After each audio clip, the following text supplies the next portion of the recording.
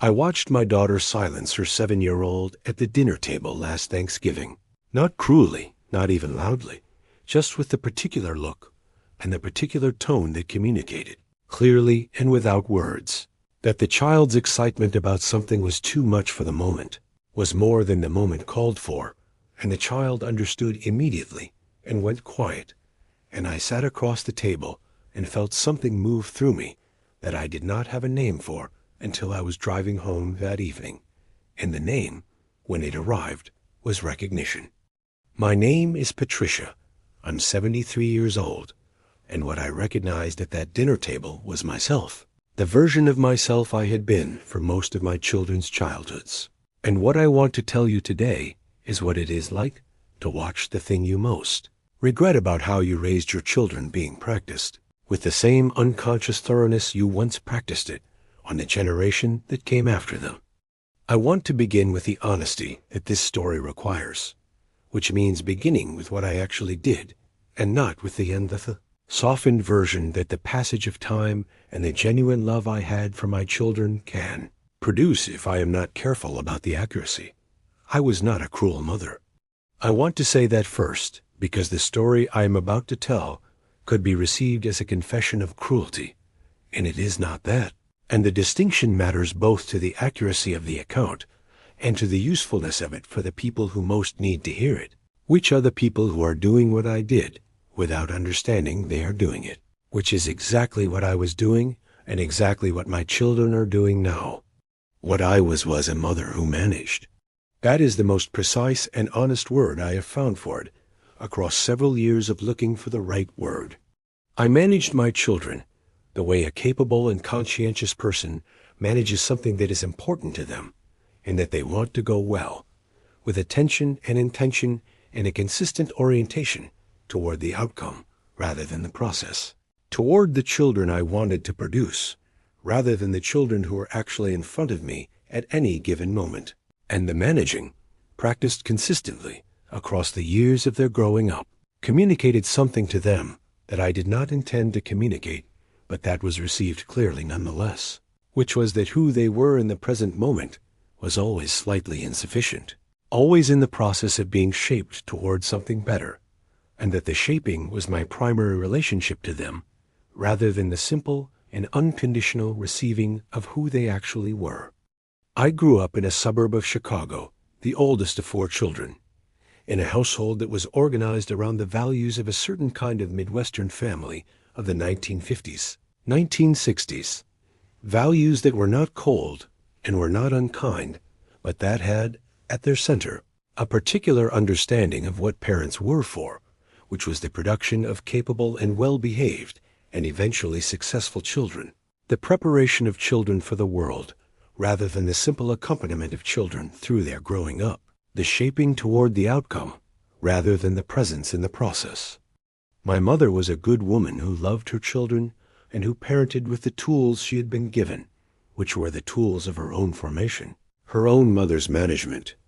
and her own mother's management before that, the accumulated and mostly unexamined practices of women who had been taught that good mothering was the production of a certain kind of child, and who had not been offered the alternative understanding that good mothering might be something more interior and less outcome-oriented than that.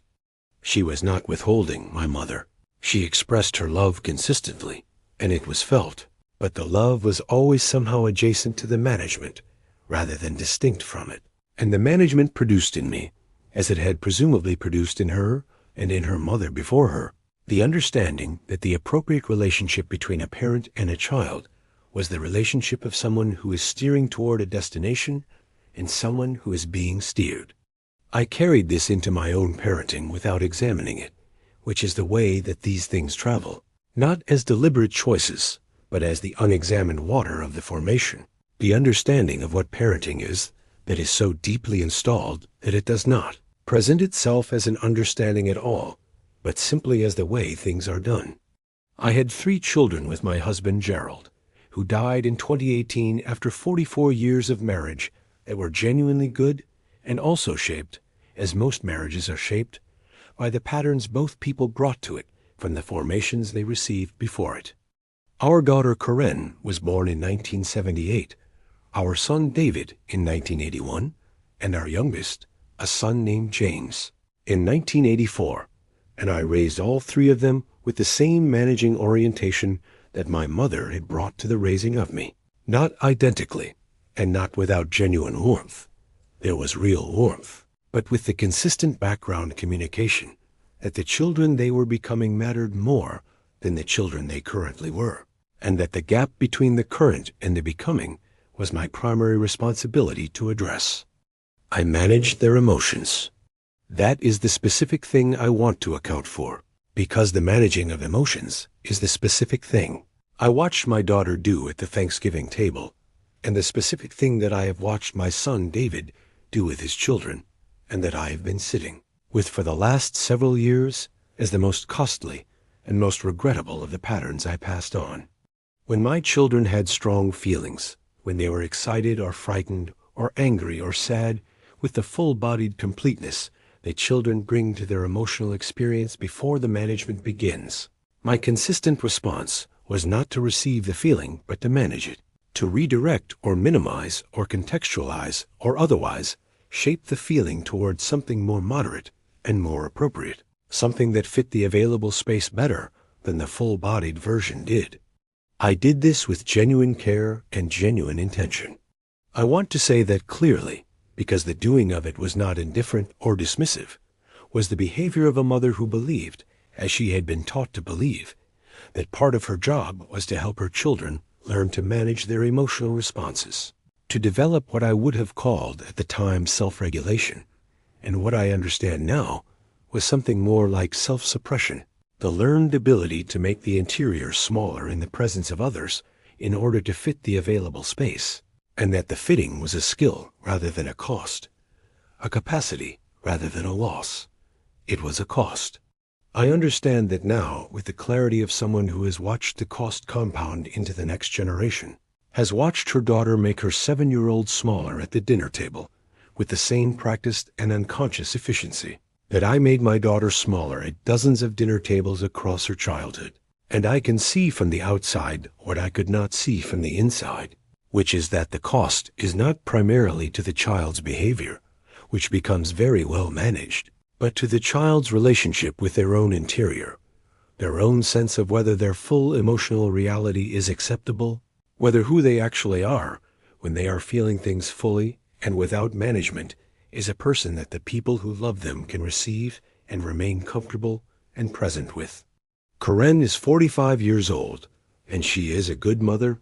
in all the ways that I was a good mother, which is to say she is present and committed and genuinely loving and organized around the production of capable and well-behaved and eventually successful children, rather than the simple accompaniment of those children through their growing up. And watching her is the specific and particular grief I am trying to describe, the grief of seeing yourself clearly for the first time in the reflection of the next generation, seeing the pattern in full, rather than from the inside of it, where it was invisible for 20 years of practicing it. Her daughter, my granddaughter Sophie, is 7 years old, and Sophie is a child of considerable emotional vitality, which is the phrase I use when I want to say what I actually mean, without the word that has been used for children like her across generations, which is too much. Sophie is too much in the precise sense that her emotional experience is larger than the available space in her household, is more vivid and more full-bodied and more present than the managing orientation of the fifth household can comfortably accommodate, and the accommodation problem produces, with the consistency of a household whose primary emotional value is the managed surface, the repeated and practiced and entirely unconscious communication to Sophie that who she is when she is fully herself is more than what is required. I was told, as a child, in exactly this way, that I was too much. Not in those words, not cruelly, but in 100 daily messages of a household that valued the managed surface, in the redirections and the contextualizations and the "this is not the time," and the "calm down, sweetheart," and the "you're overreacting" that are the vocabulary of managing orientation parenting, the vocabulary I received and the vocabulary I used with my own children, and the vocabulary I watch Karen use with Sophie. And the watching is the grief, the specific and daily grief of seeing the cost being incurred by a child who deserves better and by a mother who does not know she is incurring it, because she cannot know she is incurring it from inside the pattern in the same way I could not know from inside the same pattern 20 years earlier. I want to tell you about David, my middle child, because David's version of what he absorbed from the managing orientation is different from Karen's version and equally important to account for. David absorbed the managing, not as the thing to practice on others, but as the thing to practice on himself, internalized a message about the interior being too much and produced. In the internalization, a man who is extraordinarily capable and almost entirely emotionally inaccessible, not by intention and not with cruelty, but simply as the fully developed version of the skill I spent his childhood teaching him, which was the skill of making the interior smaller in the presence of others in order to fit the available space. He is a good father in the functional and committed sense, present and reliable and genuinely devoted to his two sons, and he has almost no ability to receive their emotional experience without immediately moving to the management of it, not because he does not love them, but because the management is what he was taught love looks like when it is expressed through the parent-child relationship, and the teaching was consistent and thorough, and took place across the entirety of his formation. And what was taught that thoroughly does not simply stop because the person who received it has become a parent rather than a child. His older son, my grandson Tyler, is 12 years old, and he is in the specific and difficult position of a boy who has absorbed, clearly and thoroughly, the message that the emotional interior is something to be managed efficiently rather than inhabited fully, and who is consequently very good at the management and quietly, in a way that I can see from the outside, but that David cannot see from the inside, very lonely in the way that people who have learned to manage their interior into inaccessibility are lonely. Lonely in the specific sense of being surrounded by people who love them and not quite reachable by the love, because the management that keeps the interior inaccessible to the self also keeps it inaccessible to others. I am describing my grandson, and I am describing my son, and I am describing myself, and I am, though I have not said it yet, describing the specific and named grief that comes from understanding, too late to change the first pass of it, that the most significant cost of the way you raised your children is not the cost to them exactly, is not only the cost to them, but the cost to the children they are now raising, the cost compounding across generations in the specific form of patterns transmitted without intention or awareness, as the unexamined water of a formation passed from one generation to the next inside the body of genuinely loving parents who do not know what they are, carrying because they grew up inside it and never had occasion to step outside and see it from the distance that allows the seeing. I had occasion. The occasion was my husband's death in 2018, which produced in me the particular and clarifying grief of someone who has lost the primary architecture of their daily life, and who finds, in the absence of the architecture, a quality of attention to the interior that the busy maintenance of the life had not previously permitted. Gerald and I had been managing together for 44 years, not only the children, but everything, the household and the social life, and the professional lives, and the various ongoing projects of two people who understand the relationship between effort and outcome, and who bring to everything the same managing orientation that they brought to the raising of their children. And his death removed my partner in the managing, and left me for the first time in decades with the interior without the managing, the actual content of my own emotional life, without the efficient redirection towards something more moderate and appropriate. What I found in the interior, without the managing, was considerable. I found grief that was not moderate and not appropriate in the sense of fitting neatly into the available space, grief that was full-bodied and present, and that demanded to be felt rather than redirected. And the experience of feeling it without the management was, in addition to being genuinely painful, genuinely revelatory, because it showed me from the inside what the managing had been doing for 40 years, which was not organizing the interior, but simply relocating it, moving it from the accessible to the inaccessible, from the present to the somewhere else. And the somewhere else had been accumulating for 40 years, and when the managing stopped, the accumulation was available in a way it had not been while the managing was in operation.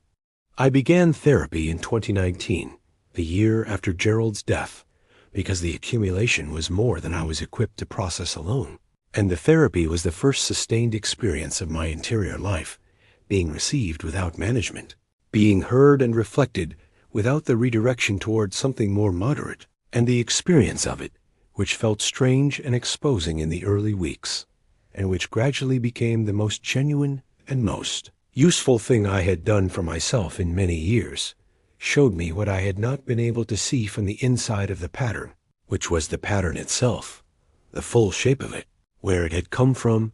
and what it had produced in me, and what I had transmitted forward to my children, and what they were transmitting forward to their children. The therapy did not immediately produce the conversation with Karen or the conversation with David that the understanding seemed to call for, because the understanding, however clear, does not automatically produce the knowing of how to use it with the people whose lives it is most relevant to, particularly when those people are your own children, and the relevance is uncomfortable for everyone involved. I spent almost 2 years in the understanding before I attempted the conversation, 2 years of sitting with the knowledge of what I had done, and what it had produced, and what it was continuing to produce in the next generation. And the sitting was its own kind of work, the work of holding the knowledge without converting it into either self-punishment, which was the first direction it wanted to go, or into the urgent and premature conversation that self-punishment sometimes produces as its relief. I talked to Karen first in the autumn of 2021, 3 years after Gerald's death and 2 years into the therapy. I asked her to have lunch with me, just the two of us, which was an unusual request in the context of our family's gatherings, which were typically group events organized around the grandchildren, and she came with the slightly careful attention of someone who understands that a request for a private conversation with a parent who has been in therapy for 2 years is not a neutral occasion. I told her what I had understood, not in the form of an accusation about her parenting, because I had spent enough time in the understanding to know that the accusation form was not the useful form, and was not the honest form, because what I had done and what she was doing were not failures of character or of love, but the transmission of a pattern neither of us had chosen, and the transmission was not her fault any more than it had been mine, and the fault framing was not what the conversation needed. I told her what I had done when she was growing up, what the managing had been, and what I understood now about what it had communicated and what it had cost. And I told her that I saw her doing it with Sophie,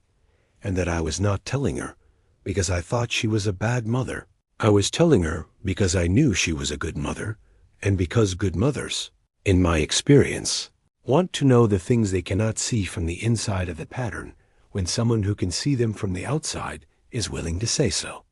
She was quiet for a long time when I finished. Karen is not a person who responds quickly to things that require significant processing, which is itself something she absorbed from the managing orientation, the tendency to not bring the interior forward until it has been sufficiently processed into something presentable. And I sat with the quietness and did not fill it, which was itself a form of the new thing I was practicing, the not managing of the available space. Then she said, "I know. I've known for a while. I just didn't know where it came from." I want to sit with that for a moment, because her response was not what I had expected, and it taught me something about what the pattern feels like from the inside of the generation that received it rather than the generation that practiced it. She had known something was not quite right, had felt the discomfort of the pattern from the inside of the practicing it, had been aware of a quality in her relationship with Sophie that did not feel like the fullness of what she wanted the relationship to be, and had not had the framework to understand what the discomfort was pointing at. The framework I provided in the conversation, the account of where the pattern had come from and what it was and how it traveled, gave the discomfort a shape, and the shape was useful, even though the shape was uncomfortable. We talked for 3 hours. It was the longest and most honest conversation Karan and I had ever had, which is itself a reflection of the pattern, because the managing orientation does not produce long and honest conversations, produces competent and pleasant exchanges that maintain the surface and leave the interior in the somewhere else. The 3 hours produced things I had not known about my daughter's experience of her own childhood, things she had been carrying in the somewhere else for 20 years, and that she had not known how to bring forward, because the bringing forward had not been modeled as the available response to the interior. And the things she brought forward were not all comfortable to receive, but they were real, and they were hers, and receiving them without the management was the most important thing I did in that conversation, and possibly one of the most important things I have done as her mother in the entirety of her life. David's conversation was different and harder, because David had internalized the pattern more completely than Karan, and because the interiority that the managing had relocated was less accessible in him than it was in her. And the conversation required more of both of us, and produced less that was visible in the immediate aftermath, and more that I understand now, 2 years later, to be working in him in ways that are slow and not always visible, but that are real. He told me, in that conversation, something that I have not been able to stop thinking about since, which is that he had always assumed, growing up, that the part of him that was too much was the part that was least acceptable, the part that required the most managing, and that he had spent most of his adult life keeping that part as far from the surface as possible, because the surface was where the people who loved him were, and the people who loved him had always been most comfortable when that part was not present. He said it without accusation, with the flat and factual tone of someone describing a condition they have accepted as simply the way things are. And the acceptance was the most painful part, more painful than the accusation would have been, because the acceptance meant he had integrated the managing into his understanding of himself, rather than experiencing it as something external that had been done to him, had made the inaccessibility of the interior not a cost but a feature, not a loss but a form of competence. I told him I was sorry, not in the form of the managed apology, the careful and appropriate expression of regret, but in the full-bodied form, the form that does not fit neatly into the available space. And he received it with some difficulty, because he was not practiced in receiving that form, and we sat with the difficulty without managing it, for perhaps the first time in our relationship, and the sitting was uncomfortable, and was also, I believe, the most genuine thing we have done in each other's presence in a very long time. I am 73 years old, and I am watching my children raise their children in the patterns I gave them. Watching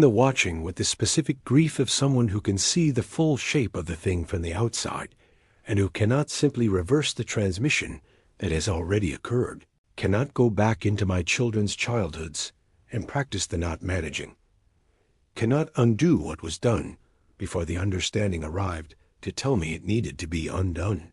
I am also, alongside the grief, doing the things that are still available to me, which are the conversations and the modeling and the being present with my grandchildren in the way that I was not present with my children, the presence without the management, the receiving without the redirecting, the communication to Sophie and Tyler and the others that who they are in the present moment, in the full-bodied and unmanaged form, is exactly enough and is exactly what is wanted. Sophie sat in my kitchen last summer for 2 hours and told me everything,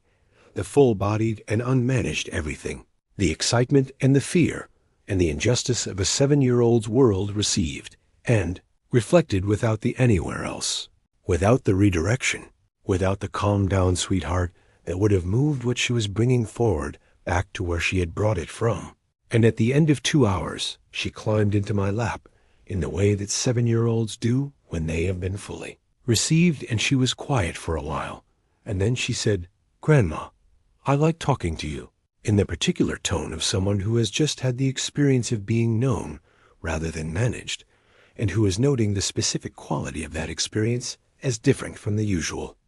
I held her and did not say anything, and felt, in the holding, the full weight of the grief and the full weight of the love and the full weight of the understanding that the two were not separable, that the grief was the love seen from the angle of the cost, and that the cost was not the final word on the story, because the story was still being written, in that kitchen, and in the conversation with Karen, and in the difficult and slow-working conversation with David,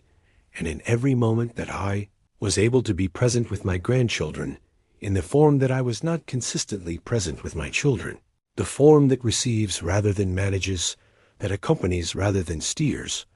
that says without words that who you are right now, in the full-bodied and unmanaged form, is not too much and has never been too much. I want to say something directly to you, if you are a parent or a grandparent, or if you are somewhere in the middle of raising children, and you have the quality of discomfort that Karen described, the awareness that something in your relationship with your children is not quite the fullness of what you want it to be. The discomfort is information. It is the pattern visible from the inside, partial and without full shape, but real and worth attending to. And attending to it does not require the full account of where it came from, or the complete understanding of what it has produced. It requires only the willingness to ask the question that the discomfort is pointing at, which is whether the response you are giving to your child's interior in this moment is the managing response or the receiving one, whether you are steering toward an outcome or accompanying toward a presence, and whether the answer to that question is the answer you want it to be. It is not too late. I want to say that clearly from 73 years, and from the grief of having understood this later, that I needed to understand it, because the too late framing is the first direction the understanding wants to go, and it is not the accurate direction. My conversations with Karen and David were not too late. The 2 hours in the kitchen with Sophie were not too late. The modeling of the not managing in the presence of my grandchildren is not too late. The pattern can be interrupted at any point in its transmission, can be interrupted in a single conversation or a single afternoon in a kitchen, and the interrupting does not erase what came before, but it changes what comes after. And the changing of what comes after is available right now today, in the next conversation with the child who is in front of you, in the next moment when the full-bodied and unmanaged something that your child is bringing forward arrives in your presence, and you have the choice of the redirecting and the receiving. Choose the receiving. I am telling you from 73 years, and from the grief of the pattern, and from the kitchen with Sophie, and from the conversation with Karen that lasted 3 hours, and from David's quiet and working and slow process of reaching toward something in himself that the management had made inaccessible for 40 years. I am telling you from all of that to choose the receiving, not because it is comfortable. It is often not comfortable, but because what is brought forward and received, rather than managed, does not have to go to the somewhere else, does not have to become the accumulation that a life of managing produces, does not have to travel forward into the next generation as the unexamined water of a formation that the person who transmitted it would have changed if they had understood in time that it needed changing. I understood in time to change some of it, not enough of it, and not early enough, and the grief of the not enough and the not early enough is real, and I carry it without pretending it is not there. But some of it, and the sum is not nothing,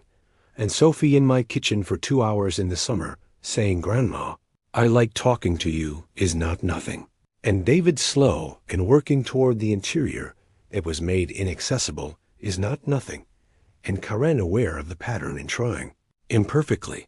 and with the difficulty of changing something that was installed across an entire childhood, to practice the receiving rather than the managing with her own daughter, is not nothing. It is not nothing. It is what is available, and what is available is worth everything the understanding costs to arrive at. And the understanding, however late, is what I most wanted to give you today.